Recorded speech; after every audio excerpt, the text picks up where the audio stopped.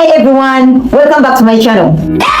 In today's tutorial, I'll show you how to create the fun and the trending mini crown effect in CapCut. By the end of this video, you will know how to duplicate yourself, shrink your crown, and make it look like a tiny version of you dancing right in your room. Let's get started. First thing first, you're gonna frame yourself while dancing, and we import this clip to CapCut. Okay, open CapCut, go to new project, select our imported video, then click on add. So this is the imported clip of yourself dancing onto the main timeline. You highlight it, then you scroll until you find duplicate. Over there, you click on it. Go ahead and look for overlay.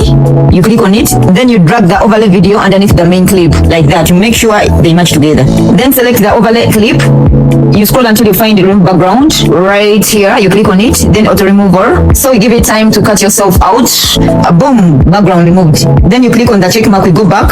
Now pinch and zoom to make your crown smaller and drag it to where you want it to appear in your living space like that. Once done, we export this video first. We go to new project again, we select that imported video.